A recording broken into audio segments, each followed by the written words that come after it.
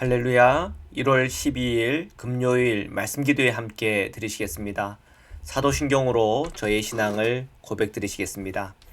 전능하사 천지를 만드신 하나님 아버지를 내가 믿사오며 그 외아들 우리 주 예수 그리스도를 믿사오니 이는 성령으로 잉태하사 동정녀 마리아에게 나시고 본디오 빌라도에게 고난을 받으사 십자가에 못 박혀 죽으시고 장사한 지 사흘 만에 죽은 자 가운데서 다시 살아나시며 하늘에 오르사 전능하신 하나님 우편에 앉아 계시다가 저리로서 산자와 죽은 자를 심판하러 오시리라.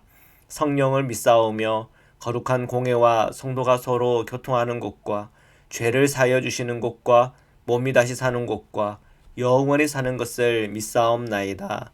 아멘. 거룩하신 하나님, 오늘 이 아침에 저희가 주님 앞에 나와 기도와 간구로 또 감사함으로 주님 앞에 섰습니다.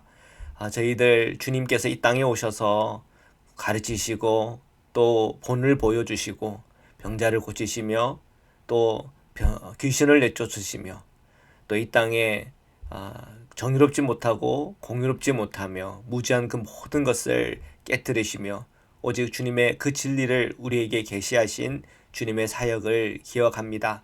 저희들 말씀을 읽고 묵상하는 가운데 예수님을 더 깊이 깨닫고 이해할 수 있도록 은혜를 내려주옵소서. 오늘 저에게 주어지는 본문을 읽고 묵상할 때 그 말씀을 통해 성령께서 오늘 우리에게 주시는 음성을 듣게 하시고 그 말씀을 믿음으로 순종할 때 주시는 복을 누리게 하여 주옵소서.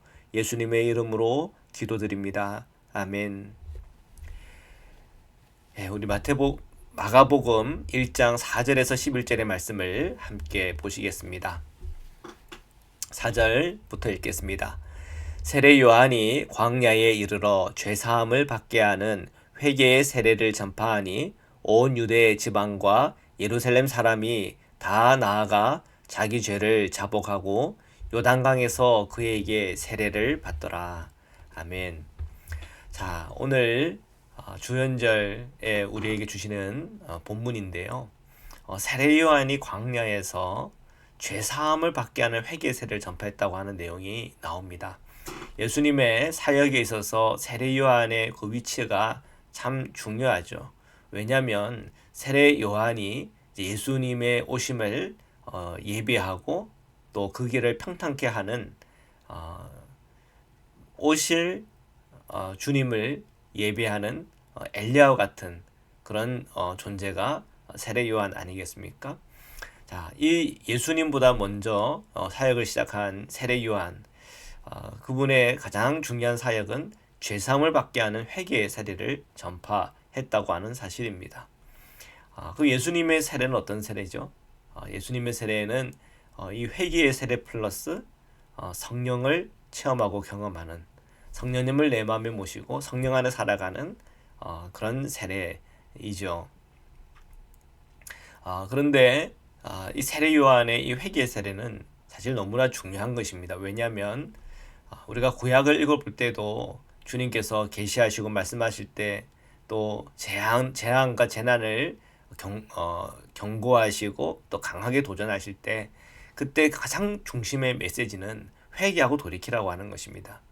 결국은 회개하지 않고 돌이키지 않는 자들이, 그리고 고집스럽게 자기의 죄악과 불의 가운데 거한 사람들이 하나님의 심판에 임하는 것, 하나님의 심판의 자리까지 가는 것 아닙니까? 그러나 회개하고 돌이키는 바로 그곳에는 하나님의 긍휼이 늘 있었다는 것을 기억할 필요가 있죠. 자, 세례 요한이 광야에 죄사함을 받게 하는 회개의 세례를 전파할 때 온 유대 지방과 예루살렘이 다 나아가 자기 죄를 자복하고 요단강에서 그에게 세례를 받았다고 기록하고 있습니다. 세례 요한의 사역이 굉장히 강하게 또 능력 있게 사역을 했다고 하는 것을 말씀을 통해 확인할 수가 있습니다. 자, 계속해서 말씀을 보겠습니다. 6절부터 읽겠습니다. 요한은 낙타털 옷을 입고 허리에 가죽띠를 띠고 메뚜기와 석청을 먹더라. 그가 전파하여 이르되 나보다 능력 많으신 이가 내 뒤에 오시나니 나는 굽혀 그의 신발끈을 풀기도 감당하지 못하겠노라. 나는 너희에게 물어 세례를 베풀었거니와 그는 너희에게 성령으로 세례를 베푸시리라. 아멘. 자, 세례 요한은 내가 물로 세례를 베풀었지만 오실 주님은 성령으로 세례를 베풀 거라 그렇게 예언하고 있죠. 그대로 이 회개의 세례보다 더 강력한 성령의 세례, 예수님께서 오늘 우리에게 오셔서 이 복음을 통해서 믿고 세례를 받을 때 단순히 회개의 세례뿐 아니라 성령의 세례를 주신다. 그것을 예언하고 있죠. 그 예언대로 이 성령의 강력한 역사들이 나타나지 않습니까? 오늘 우리 성도님들이 세례를 받았지만 내 마음에 성령이 역사하고 계시나 하는 그런 의문들을 많이 가지게 됩니다. 그런데 그런 의문을 갖게 되는 그 원인이 성령 충만이라고 하는 것이 어떤 감정적으로 흥분된 상태 또는 어떤 감정적으로 뭔가 감정적으로 굉장히 그 몰입되어 있는 그런 걸 얘기하나. 근데 그런 게 아닙니다. 뭐 기분이 좋으면 성령 충만하고 기분이 우울해지면 성령이 떠났고 그것이 아니라는 사실이죠. 그러면 성령 충만이라고 하는 게 뭐냐라는 질문을 할 수가 있잖아요. 이 성령 충만이라고 하는 건 다른 거 아닙니다. 내 뜻, 내 생각, 내 방법, 내 고집 다 십자가에 못 박고 예수님께서 걸어가신 그 길을 걸어가는 것, 그리고 그렇게 걸어가는 데 있어서 내 마음에 편안한 것, 그것이 성령 충만입니다. 그런데 주님의 그 길을 걸어가는데 너무 가기 싫고 힘들고 어렵고 정말 내 마음이 움직이지 않고 내 몸이 움직이지 않을 때 그것은 성령 충만한 상태가 아닌 거죠. 내 생각에 너무 붙들려 있는 것이죠. 그러나 주님께서 오늘 우리에게 오셔서 우리 안에 역사하시기 시작한다고 하는 그 증거는 어디에 있습니까? 주님의 그 길을 따르는데 내 마음에 기쁨이 있고 또 불편함이 없고 그 길을 가야지 하는 그런 결단이 있고 힘들고 어렵고 시험이 된다 그래도 그것을 이겨야 되겠다고 하는 그런 의지가 생긴다고 하는 그 자체가 사실은 우리 안에 역사하시는 성령의 역사인 것이지요. 우리가 요한의 세례와 예수님의 세례가 어떻게 다른가? 요한의 세례는 회개의 세례라고 하는 이 중요한 부분들에 대해서 강조를 했다면 예수님의 이 세례는 회개 플러스 성령 충만입니다. 그래서 오늘 우리 그리스도인들이 회개의 삶도 중요하지만 동시에 성령 충만한 그런 삶을 살아가야 하는 것이겠죠. 자, 9절부터 끝까지 읽겠습니다. 그때 예수께서 갈릴리 나사렛으로부터 와서 요단강에서 요한에게 세례를 받으시고 곧 물에서 올라오실새 하늘의 갈라짐과 성령이 비둘기같이 자기에게 내려오심을 보시더니 하늘로부터 소리가 나기를 너는 내 사랑하는 아들이라 내가 너를 기뻐하노라 하시느라. 아멘. 자, 세례 요한이 세례를 베푸고 있는 바로 그때 이제 어느 날 예수님께서 드디어 오신 거죠. 그리고 예수님께서는 세례 요한에게 요단강에서 세례를 받았다. 성경은 그렇게 기록하고 있습니다. 예수님께서 왜 세례를 받나? 왜 인간의 세례를 받나? 그것이 꼭 필요한가? 그런 질문을 할 수가 있겠죠. 그러나 예수님은 믿는 자들의 본이 되는 것입니다. 예수님도 세례를 받았으니 그리스도인이 된 우리도 세례를 받아야 되겠죠. 자, 그 세례를 받는다고 하는 그 의미는 뭡니까? 우리가 세례를 받지 않아도 우리가 구원받을 수 있어요. 그리고 우리가 세례를 받지 않아도 이미 성령 충만할 수 있습니다. 굳이 왜 세례를 받습니까? 너무 이것은 너무 겉으로 보이는 어떤 행위 아닌가요? 그런 질문을 할 수 있겠습니다만 그런 세례 의식을 통해서 공적으로 퍼블릭하게 아주 피지컬하게 눈에 보이는 그 행위를 통해서 사람들에게 어나운스를 하는 거죠. 알려주는 거죠. 내가 그리스도인이 되었습니다. 그냥 혼자만 알고 끝나는 것이 아니라 모든 사람들에게 오픈을 하고 공개적으로 퍼블릭하게 어나운스를 한다는 그 의미는 뭡니까?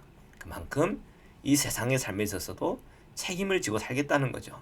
내가 그리스도인으로서 세례를 받았는데 세례받은 자로서 이 세상 가운데도 정말 정직하게 부끄럽지 않게 살겠다고 하는 나의 결연한 어떤 결단도 거기에는 들어가 있는 것이죠.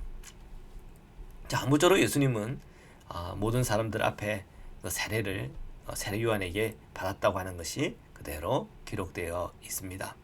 자, 10절에 물에서 올라오실 때 하늘이 갈라짐과 성령이 비둘기같이 자기에게 내려오심을 보았다 그랬습니다. 어떤 이단자들은 이런 얘기를 합니다. 예수님이 이 땅에 올 때는 인간이었는데 요한의 세례를 받고 난 이후 성령이 비둘기같이 자기에게 내려온 다음부터는 신이 되었다. 그렇게 주장하는 그런 이단도 있습니다. 근데 그건 이단적인 주장인 거죠.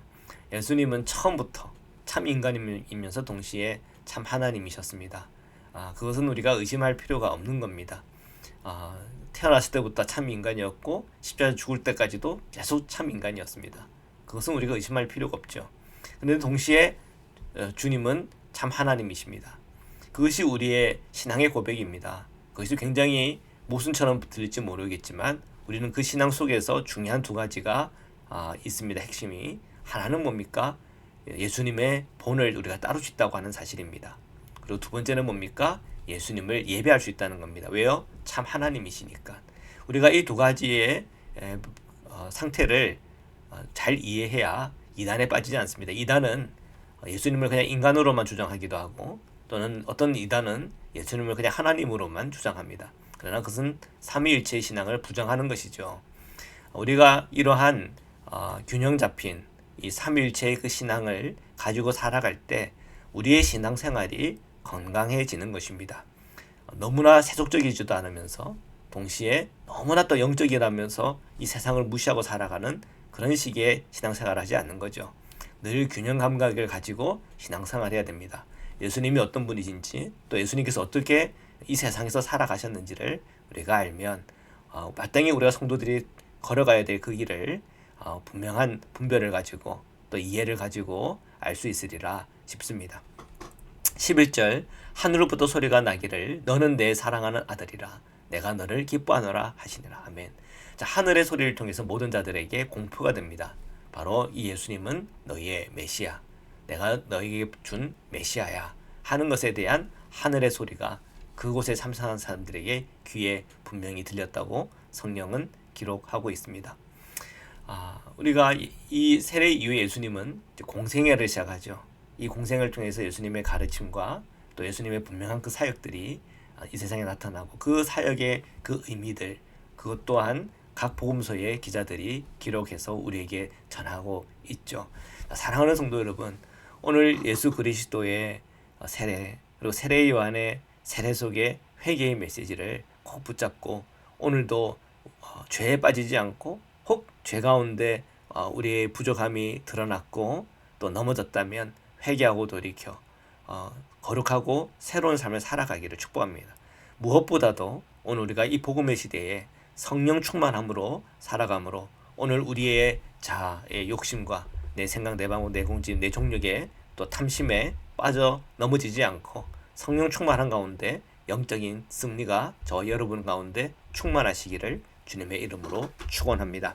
말씀으로 기도드리시겠습니다. 사랑해 주님 감사합니다. 오늘 주님의 말씀 앞에 섰습니다. 예수님의 그 공생애 속에서 세례를 받으시고 또 하늘의 소리를 듣고 그리고 또한 성령의 그 세례에 관하여 오늘 우리에게 주시는 메시지가 있음을 믿습니다.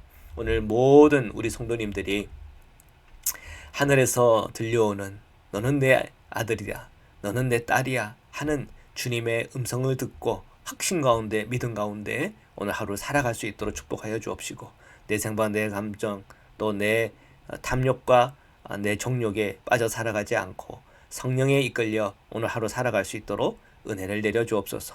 우리가 잘못된 길을 걸어가지 않게 하시고 잘못된 생각에 빠지지 않게 하시며 회개하고 돌이킬 때 우리의 삶을 변화시키시는 성령의 역사 또한 함께 체험하게 하여 주옵소서.